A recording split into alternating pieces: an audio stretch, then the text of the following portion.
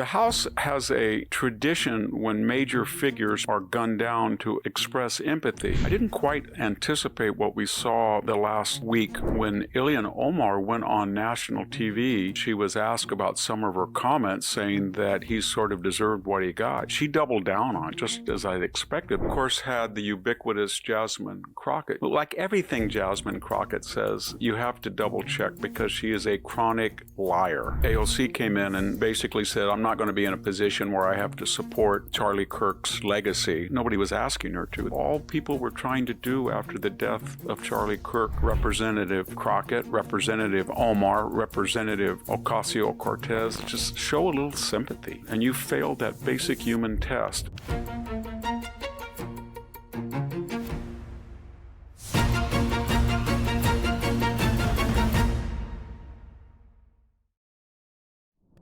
Hello, this is Victor Davis Hanson for the Daily Signal. In the past, I've talked about all the narratives that the Democratic Party elite and the left in general have floated to sort of confuse us about who or what was responsible for the horrific shooting of Charlie Kirk. We've been told there was no motive. That was crazy. Or we've been told that MAGA people did it. That was shot down very quickly when evidence proved otherwise. We were told that Trump himself was the catalyst. That was shot down. We were told it was a love story between the shooter and his trans boyfriend, girlfriend, and that explained it, the emotional turmoil. That was shot down. And finally, I suggested to you that they came to what they most naturally felt comfortable with. They were going to be unapologetic. They were going to attack Charlie Kirk as a disruptive, racist, horrible human being, and then things happen, meaning he asked for it. I didn't quite anticipate what we saw the last week when Ilhan Omar went on national TV, and when she was asked about some of her comments, saying that he sort of deserved what he got. She doubled down on it, just as I'd expected, but I didn't think she would do it to that degree of vehemence. She said that he was a racist and that he, every day of his life, had been espousing hatred for groups such as herself. AOC tried to top that, and she said that AOC came in, and there's sort of a rivalry, remember, among members of the squad. So she was obviously thinking, how do I how can I gross out Ilhan Omar by coming up with my own exegesis that is even more heartless and mean? And she did. She basically said, I'm not going to be in a position where I have to support Charlie Kirk's legacy. Nobody was asking her to. They were just asking her, with other members of Congress, to express their sympathies for his family in a memorial vote of remembrance. And then we, of course, had the ubiquitous Jasmine Crockett. She came on national news, and she said that she was really upset because the House had voted for this formal declaration of remembrance and commemoration for Charlie Kirk.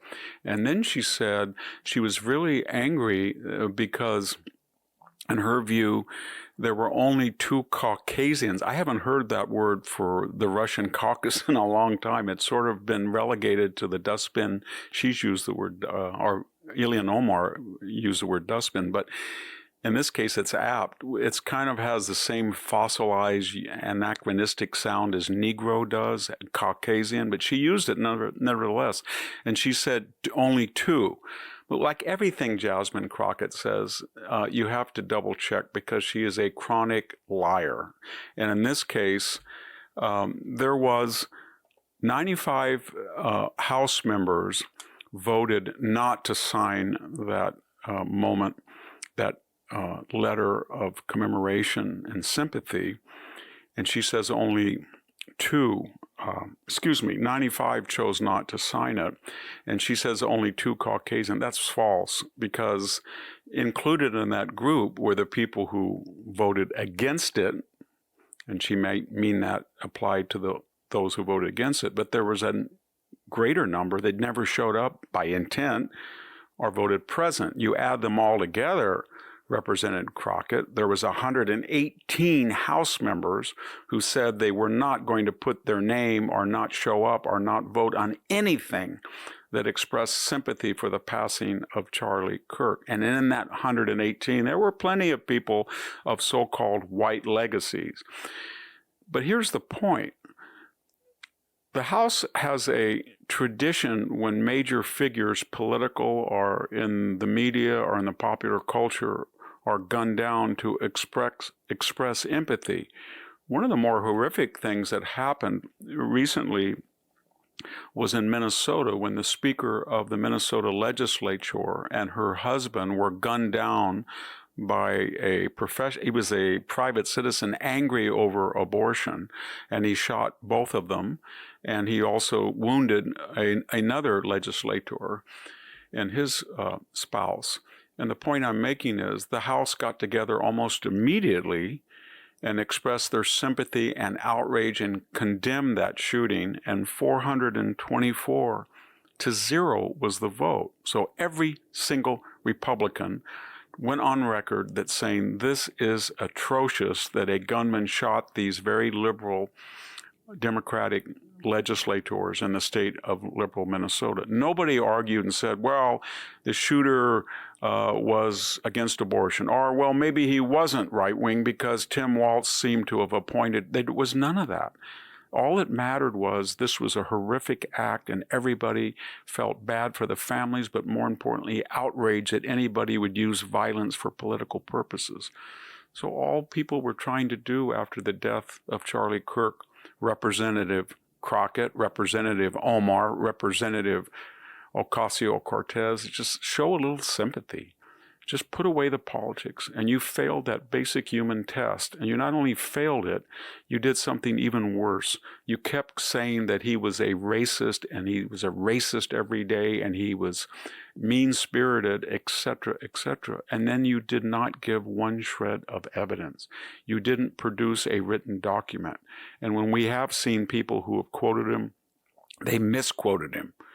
Why don't you just watch his videos and see what he says when he encountered racists of either side?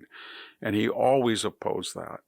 But for all of these representatives that represent the new face of the Democratic Party, the more we get to know you, the more we're not going to like you or support you. Thank you very much. This is Victor Davis Hanson for the Daily Signal.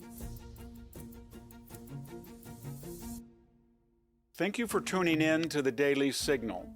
Please like, share, and subscribe to be notified for more content like this. You can also check out my own website at victorhanson.com and subscribe for exclusive features in addition.